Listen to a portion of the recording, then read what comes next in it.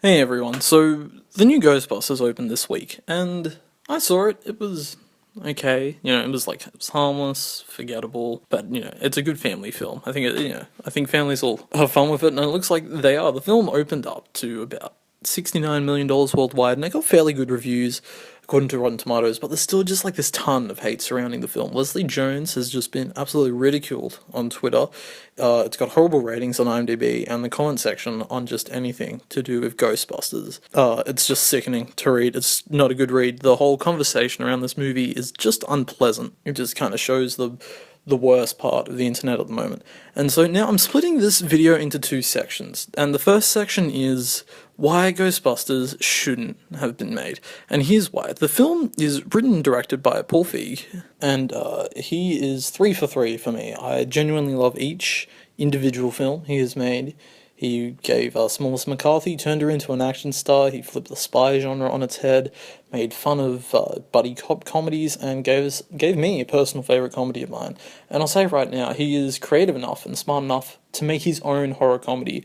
I love horror comedies, especially when they aren't that over-the-top, scary movie type of thing. And with this cast, he could have created something special that didn't have to work in the confines of this PG-13 rated film. He could have gone for MA or this R-rated, if you're in America, really well done. Something special.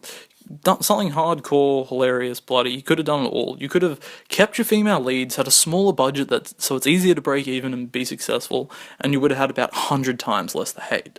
And that's why I don't think Ghostbusters should have been made. It's taking away original films from Hollywood, because let's face it, this brand is only used to guarantee a certain amount of money at the box office. And I know Paul Feig, I can't pronounce his name properly, is a fan of Ghostbusters.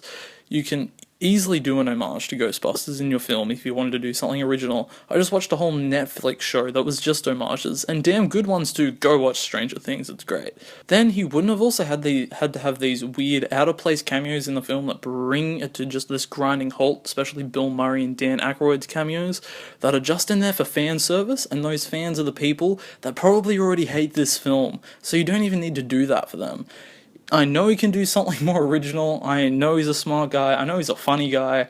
And I'm disappointed that he decided to do Ghostbusters. I reckon he could have done a much better, more funny, more sophisticated horror comedy than what we've got, because he has to work in the confines of this Ghostbusters property. Now, here's the second part of this video, and this is why you should give the film a chance. You need to go in with an open mind, and you need to realize something. This is a family film. If you were a 12-year-old when the first Ghostbusters came out, that means you're 44 years old now. You go in expecting a film like the original Ghostbusters that's so showered in nostalgia for you, you're probably not going to enjoy this new Ghostbusters. It's not the film for you. Not only that, films have changed since the original Ghostbusters. Humor's changed. The world has changed. The first Ghostbusters has this awesome dry wit, where it's a serious ghost film where everyone in the film is humorous due to the circumstances and improv. This film doesn't have dry wit. It has jokes, setup, punchlines. The times have changed. That original Ghostbusters film is generally all about sex, and that goes over the top of like your head when you're young, and then you go back and you watch it and you're like, oh my god, this whole film, it's about sex. And that's changed. This film isn't like that, because people don't make films like that anymore. Another reason you should give this film a chance is that when I saw this film, all the children were absolutely loving it. I could see a father and his daughter genuinely enjoying this film, because the father could bond over a property he once loved, and his daughter could enjoy that property with his father, because she's able to watch this fun family film. It'll be nice for the father to not have to watch Frozen for the 40th fucking time. People seem to think that when these actresses signed up to do this film, they were signing up to change the face of Hollywood. I'll tell you right now, they didn't sign up to be the face of feminism, they signed up to do a film about busting ghosts. It's not that serious of a film. Like, when did Ghostbusters become the epitome of comedies, and the four leads from that original film were the shining example of men in Hollywood? People say this film is sexist towards men because Chris Hemsworth plays a dumb character. Look, as me, personally, as a guy watching it, I'll tell you, I didn't give a fuck because I thought Chris Hemsworth was funny in the film. Just like I didn't find it sexist when Jason Statham was a dumb guy in Spy, I just laughed at the jokes. And spoiler alert, Chris Hemsworth becomes the bad guy. And then he gets to play a smarter, more conniving character. That's a lot of fun. It's great. And they say that because the monster at the end of this film gets shot in the dick and that's how it dies, that is misogynistic against men. It's just a joke. Like in the film This Is the End, when the devil gets his dick cut off. It's not a shot at men, it's just a dick joke. You either laugh or you don't. You don't sit back and work out the context and underlying meaning of life from it. The writer didn't put that much effort into it, why should you? The writer just sat there and went, fuck, it would be funny if the monster got shot in the dick at the end of this film. And finally, people are just shooting down this film. The IMDb score is so low, but go and actually read those reviews. Most people give it 1 and then haven't actually seen the film.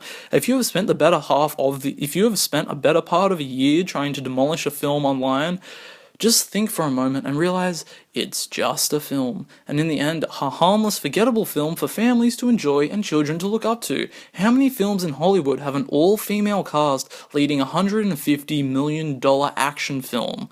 It never happens. It doesn't happen. It's a rarity, and it should actually be applauded that this film tried to attempt to do that instead of harassing it, because in the end, this is just a film. It's a new generation's Ghostbusters. It got an A- on CinemaScore for under 25s.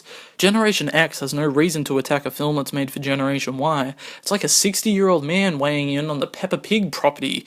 So yes, I think this film shouldn't have been made. I think that there is a better Ghostbusters film out there. I actually think the cast should have been 2 guys and 2 girls. But this is what we have, and this is a film that's forgettable and harmless. So before you destroy the chances of this film getting a sequel, which I'm sure many children and families would love to see in the next few years, give the film a chance and go in with an open mind. Also, Kate McKinnon has such an awesome scene in this film where she takes 10 ghosts on and it's all slow motion, the music kicks in and it's like na na na na na na na na na. Oh fuck. Whole thing about the music, I will say that the Fall Out Boy song at the end of this film does fucking suck. It's atrocious, I'll give the naysayers that. You were right about the cover song.